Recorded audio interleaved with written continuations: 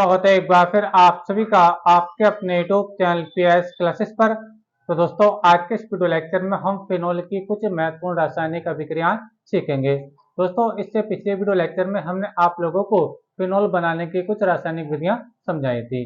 तो आइए दोस्तों बिना किसी देरी के शुरू करते हैं वीडियो लेक्चर को। और आज के इस वीडियो लेक्चर में हम समझते हैं फिनोल की कुछ महत्वपूर्ण रासायनिक अभिक्रियाएं। तो चलिए स्टार्ट करते हैं। तो देखिए दोस्तों, जैसे कि मैंने आप लोगों को बताया कि फिनोल का जो रासायनिक सूत्र होता है बच्चों क्या होता है। देखिए बेंजीन बनाएंगे आप लोग और बेंजीन के ऊपर बच्चों एक हाइड्रोक्सी ग्रुप यानी जब OH लगा होता है तो इसको क्या बोलते हैं बच्चों, हम इसको फिनोल बोलते हैं। क्या बोलते हैं बच्चों, इसको हम फिनोल बोलते हैं। ठीक है, तो इसी की बच्चों हमारे रासायनिक अभिक्रिया पढ़ लेंगे। ठीक है, तो पहली अभिक्रिया हम करेंगे बच्चों सोडियम हाइड्रोक्साइड के साथ अभिक्रिया। देखिए मैं पहली अभिक्रिया आपको दिखा रहा हूँ फिनोल की। तो देखिए पहले हम बनाएंगे बच्चों फिनोल।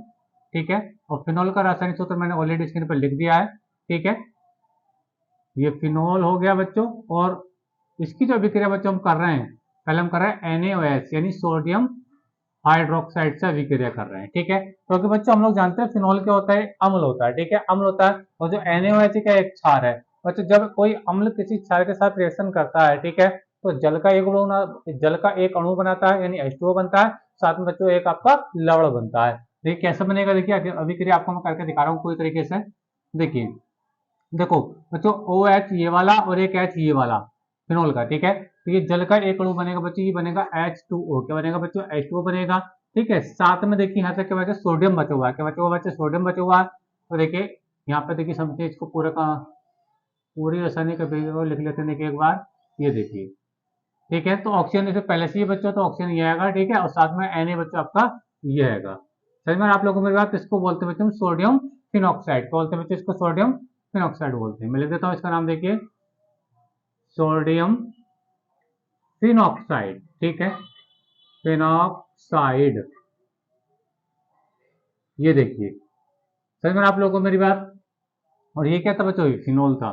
क्या था बच्चों, ये फिनोल। ठीक है, तो देखिए बच्चों जो हम फिनोल की अभिक्रिया सोडियम हाइड्रोक्साइड से करते हैं, ठीक है, तो जल का एक अणु बनता है, साथ में बच्चों सोडियम फिनॉक्साइड बनता है। ठीक है, तो चलिए देखिए बच्चों ये आपका अच्छे से क्लियर हो गया होगा। देखिए बच्चों हम दूसरी रासायनिक अभिक्रिया पढ़ेंगे बच्चों। हम दूसरी अभिक्रिया करेंगे बच्चों हम नाइट्रिक अम्ल से अभिक्रिया। नाइट्रिक अम्ल से अभिक्रिया काफी बार बच्चे एग्जाम में पूछी जा चुकी है और बोर्ड एग्जाम के पर्पज से वेरी वेरी मोस्ट इंपोर्टेंट है। ये क्वेश्चन ऐसे पूछी जाती है, क्या होता है जब हम फिनोल का नाइट्रीकरण करते हैं। नाइट्रीकरण करने का मतलब बच्चों होता है फिनोल के किसी भी कंपाउंड से HNO3 नाइट्रिक अम्ल की अभिक्रिया। ठीक है, तो यहाँ पर हम स्पेशल फिनोल की अभिक्रिया पढ़ रहे हैं। तो फिनोल की अभिक्रिया बच्चों हम किससे करेंगे, नाइट्रिक अम्ल से करेंगे। जब भी आपको किसी भी कंपाउंड का नाइट्रीकरण करने आ जाए, चाहे बेंजीन का आ जाए, चाहे फिनोल का आ जाए, चाहे ईथर का आ जाए, ठीक है, तो नाइट्रीकरण करने का मतलब होता है बच्चों HNO3 यानी नाइट्रिक अम्ल से अभिक्रिया। HNO3 क्या होता है बच्चों, ये होता है HNO3। ठीक है, जब भी किसी कंपाउंड का हम बच्चों नाइट्रीकरण करते हैं तो उस कंपाउंड के साथ हम HNO3 की अभिक्रिया करते हैं। तो अच्छा समझाने के लिए देखिए बच्चों मैं इसको ऐसे लिखकर दिखा रहा हूँ, HO करके दिखा रहा हूँ और ये बच्चों आपको NO2 करके दिखा रहा हूँ। देखो HNO3 है, ये जो 3 है ना जिसको मैंने O1 इधर कर दिया, बाकी NO2 उधर रखा है। ठीक है, तो देखिए बच्चों ये लिख रहा हूँ HNO3। ठीक है, नाइट्रिक अम्ल है। समझ में आप लोगों को मेरी बात। ठीक है, अगर बच्चों मैं अच्छा समझाने के लिए आपको इस वाली चीज को ऐसे अगर लिखता हूँ तो ज्यादा बेटर समझ में आ जाएगा आप लोगों को। देखिए देखो HO और ये बच्चे ये हो जाएगा NO2। देखो अभी भी नाइट्रिक अम्ल ही है बच्चे। क्या बच्चों, अभी भी ये क्या बच्चों, नाइट्रिक एसिड ही है। ठीक है, अच्छा अब देखिए जो बच्चों फिनोल है ना, तो बेंजीन के ऊपर ये OH लगा हुआ है, तो बेंजीन के हर कोने पर बच्चे क्या होता है, H होता है। हर कोने पर क्या होता है बच्चे, H होता है।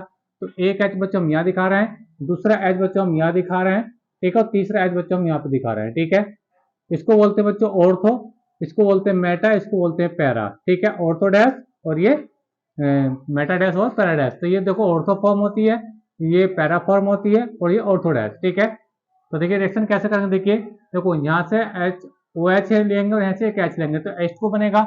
लेकिन यहाँ पे बच्चों देखो 3 जगह H लगाया मैंने, तो जल यहाँ पे हम HNO3 के 3 अणु लेंगे। कितने लेंगे बच्चों, 3 अणु। देखिए समझा रहा हूँ यहाँ पे, देखो ऐसे HNO2, एक बार देखो HO और ये NO2। समझ में आ रहा है, चाहे एक बार लिख के 3 आगे लगा दीजिए तो ये आपको लिखने की जरूरत नहीं पड़ेगी। ठीक है, तो मैं अच्छा समझ में आ रहा है इसलिए ऐसा कर रहा हूँ। ठीक है, तो देखिए नाइट्रिकल करेंगे, यहाँ पर उस पर रहता है बच्चों H2SO4। शांत H2SO4 की उपस्थिति में रिएक्शन होती है। तो देखो जल का एक अणु बनेगा तो यहाँ पे NO2 आ जाएगा, जल का एक अणु बनेगा यहाँ पे NO2 आ जाएगा, जल का एक अणु इसके साथ बनेगा तो ये NO2 है आ जाएगा। यानी कहने का मतलब ये है, देखिए मैं आपको रिएक्शन पूरी तरीके से करके आपको दिखा रहा हूँ, ये देखिए, ठीक है। तो देखो यहाँ से एक तो यहाँ NO2 आएगा, ठीक है, और ये देखो OH पहले से रखा हुआ है, ये OH पहले से ही है, एक H यहाँ से हटेगा तो बच्चे यहाँ पे भी NO2 आ जाएगा, और एक H बच्चों यहाँ से हटेगा तो यहाँ पे NO2 आ जाएगा, ठीक है। तो इसको बोलते हैं बच्चों, हम देखो NO2 तीन बार आ गया तो इसको बोलते हैं बच्चों ट्राई नाइट्रोफिनॉल, या इसका दूसरा नाम भी है पिक्रिक अम्ल। क्या बच्चों, इसको बोलते हैं पिक्रिक अम्ल। क्या बोलते हैं, पिक्रिक अम्ल बोलते हैं। क्या बोलते हैं बच्चों, पिक्रिक अम्ल, ठीक है। साथ में देखो जल के तीन अणु बन जाएंगे, एक अणु इसके साथ बनेगा, दूसरा इसके साथ, तीसरा इसके साथ, यानी आपका 3H2O, यानी जल के आपके तीन अणु बन जाएंगे। तो आइए बच्चों, ये बात मेरी आपको अच्छे से क्लियर हो गई होगी, ठीक है। तो आप अच्छा इसको तीन बार लिख लीजिए, और आपको ज्यादा बेटा अगर करना है, इसको ऐसा नहीं करना चाहते तो यहाँ पे आप तीन बार ये लगा दीजिए, तो आपको समझ में आ गया होगा, ठीक है। अच्छा, तो चलिए देखिए अब इसकी नेक्स्ट रिएक्शन पढ़ते हैं बच्चों। तो ये जो रिएक्शन में आपको कराई ये वाली, ये बोर्ड एग्जाम के पर्पज से वेरी वेरी मोस्ट इंपोर्टेंट है, ये रिएक्शन ज्यादा पूछी जाती है। ये रिएक्शन ऐसा आता है, कैसे प्राप्त करोगे फिनोल से पिक्रिक अम्ल, फिनोल से पिक्रिक अम्ल। इसका दूसरा नाम हो रहा है ट्राई नाइट्रोफिनोल। देखो एक नाइट्रो यहाँ, दूसरा तीसरा, तीन बार NO2 आ रहा है ना, तो ट्राई नाइट्रोफिनोल भी कहते हैं, क्योंकि व्यंजन के ऊपर OH ग्रुप है तो फिनोल भी है ना। तो दूसरा नाम इसका क्या बच्चों, ट्राई नाइट्रोफिनोल भी है, ठीक है। अच्छा, तीसरी अभिक्रिया करेंगे बच्चों हम ब्रोमीन जल से अभिक्रिया। तीसरी अभिक्रिया ये भी कई बार एग्जाम में पूछी गई है, ब्रोमीन जल से अभिक्रिया फिनोल की। तो पहले फिनोल बना देते हैं, देखिए ये, तो बच्चे ये फिनोल बना लिया, ठीक है। अब देखो हर कोने पर H होता है, जैसे मैं आपको बता रहा था, है ना, ये देखिए। अब इसकी अभिक्रिया हो रही है ब्रोमीन जल यानी ब्रोमीन से, यानी Br2 से अभिक्रिया हो रही है। किस, सॉरी बच्चों, Br2 से। तो Br2 को मैं देखो तोड़ के लिख रहा हूँ ज्यादा समझाने के लिए आप लोगों को, ये ऐसे Br और ये Br बॉन्ड के रूप में खोल दिया। अब देखो यहाँ से एक HBr बन जाएगा, तो इसको भी 3 टाइम लेंगे, जैसे इसमें 3 टाइम लिया था ना, इसको भी 3 टाइम लेना पड़ेगा हम लोग को, ठीक है। तो तीन यहाँ पे देखो एक H ये है, एक H ये और एक H, ये 3 HBr बन जाएंगे। क्या बन जाएंगे बच्चों, 3 आपके HBr बन जाएंगे, 3 HBr बनेगा। अब 3 Br जो बचेंगे, दो एक यहाँ पर आ जाएगा, एक यहाँ पर आ जाएगा और एक यहाँ पर आ जाएगा, ठीक है। तो देखिए मैं रिएक्शन को पूरी तरीके से लिख के दिखा रहा हूँ आप लोगों को। पहले आप फिनोल का स्ट्रक्चर बनाइए पूरी तरीके से, ये देखिए फिनोल हो गया ये। अब यहाँ पे एक Br आएगा, दूसरा यहाँ पे Br आएगा, और तीसरा बच्चों यहाँ पे Br आ जाएगा, ठीक है। तो इसको बोलेंगे बच्चों हम ट्राई ब्रोमोफिनोल। क्या बोलेंगे बच्चों, ट्राई ब्रोमोफिनोल। यानी जब हम फिनोल की अभिक्रिया ब्रोमीन जल से कराते हैं, ब्रोमीन से कराते हैं, तो ट्राई ब्रोमोफिनोल प्राप्त होता है, ठीक है। समझ में आ रहा, जैसे इसमें ट्राई नाइट्रोफिनोल आ रहा है, इसमें ट्राई ब्रोमो क्या है, ये इसमें NO2 आ रहा है तो ट्राई नाइट्रो हो गया, ये इसमें Br आ गया तो ट्राई ब्रोमो हो गया, ठीक है। तो ये है बच्चा आपका ट्राई ब्रोमोफिनोल। मैं लिख देता हूँ, देखिए इसका नाम ट्राई ब्रोमोफिनोल, ठीक है। ये देखिए, तो ये तीसरी अभिक्रिया थी। देखिए अब देखिए हम चौथी अभिक्रिया पढ़ रहे हैं, इसकी चौथी अभिक्रिया। देखिए चौथी अभिक्रिया को बच्चे हम जानते हैं फ्रीडल क्राफ्ट अभिक्रिया के नाम से जानते हैं। फ्रीडल क्राफ्ट अभिक्रिया क्या होता है, देखिए हम फिनोल की अभिक्रिया करेंगे बच्चों हम मैथिल क्लोराइड से। कैसे करेंगे बच्चों, मैथिल क्लोराइड। तो देखिए पहले हम फिनोल का फार्मूला बना लेते हैं।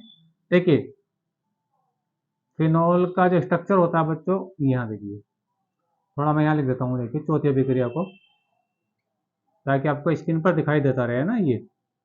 तो ये फिनोल हो गया, ठीक है। इसकी अभिक्रिया करेंगे बच्चों मैथिल क्लोराइड से, CH3 और ये Cl से करेंगे, ठीक है। समझ में आ रहा आप लोगों को मेरी बात। इसमें तो उत्प्रेरक भी रहता है, निर्जल AlCl3, इसमें उत्प्रेरक रहता है, ठीक है। अच्छा, रिएक्शन कैसे होगी देखिए। तो देखिए यहाँ पे एक बार तो कंपाउंड बनता है बच्चों इसकी ऑर्थो वाली फॉर्म पे, यहाँ पे H दिखा देता हूँ, एक बार दिखाता हूँ इसकी पैरा वाली फॉर्म पे, है ना।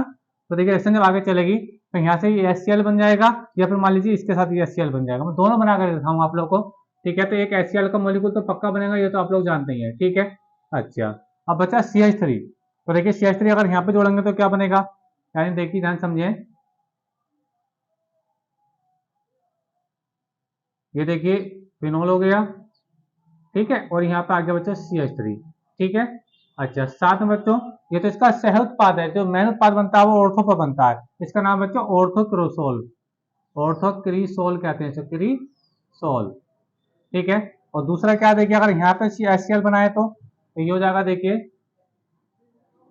बेंजीन, ठीक है, बेंजीन के ऊपर OH ग्रुप, ठीक है, और ये अगर यहाँ पे CH यहाँ पर अगर लगाएं, ठीक है, समझ में आ रहा है, तो ये बोलते बच्चों पैराक्रिसोल, क्या बोलते बच्चों, पैराक्रिसोल, पैराक्रिसोल बोलते हैं। तो ये जो पैराक्रिसोल है ना, ये इसका मुख्य उत्पाद है, यही क्या बच्चों मुख्य उत्पाद है। समझ में आ रहा है आप लोगों को मेरी बात, ठीक है। तो जो ऑर्थोक्रिसोल है ना, ये सह उत्पाद होता है, लेकिन जो पैरा पर बनता है ना अनुनाद के कारण, ये जो होता है ना, ये ज्यादा स्थायी होता है, ये इसका मुख्य उत्पाद है।